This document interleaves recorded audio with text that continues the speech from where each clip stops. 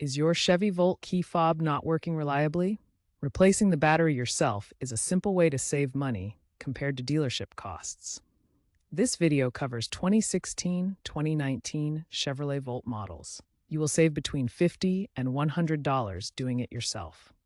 The Chevrolet Volt key fob is a compact remote control device that communicates with your vehicle wirelessly. It uses a standard CR2032 lithium coin battery to power its electronic components. This 3-volt battery measures 20 millimeters in diameter and 3.2 millimeters in height, providing reliable power for the fob's transmitter.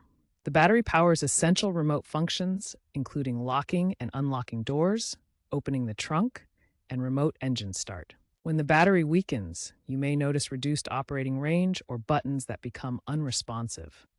Battery life typically lasts 1 to 2 years, depending on usage. There are no known design flaws or recalls for the 2016 through 2019 Chevrolet Volt key fobs. For replacing the key fob battery in your Chevrolet Volt, you'll need a few simple tools.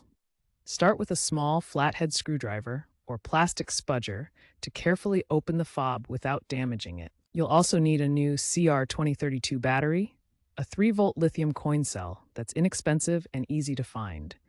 These typically cost between $2 and $5. Optionally, electrical tape can provide extra security when putting the fob back together.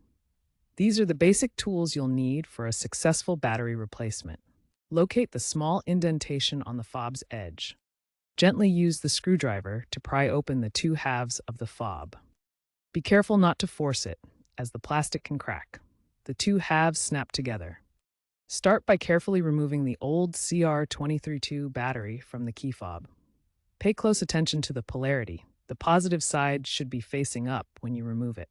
Now insert the new CR2032 battery, making sure the positive side is facing up to match the correct orientation. Finally, ensure you use a fresh CR2032 battery from a reputable brand like Duracell or Sanyo to avoid potential leaks or failures. Now carefully snap the 2 halves of the key fob back together, making sure they are securely closed.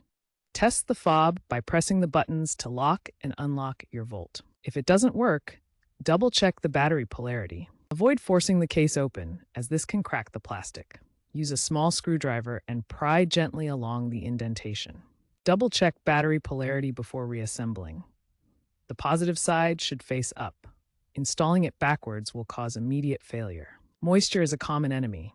If the fob gets wet, dry all components thoroughly with low heat before reassembling to prevent corrosion. Always work on a non-conductive surface to avoid static discharge, which could damage the circuit board. A silicone repair mat works perfectly. Proper disposal of the old CR2032 battery is important for environmental responsibility. Use recycling programs like Call2Recycle to dispose of it safely. Looking ahead, future key fobs may integrate directly with smartphone apps for more convenience. For now, DIY battery replacement offers a cost-effective way to maintain your Chevrolet Volt. The replacement process remains the same, and you'll find many helpful guides on YouTube and automotive websites. This reflects the growing trend of accessible DIY repairs for electric vehicles. Thank you for learning about key fob battery replacement.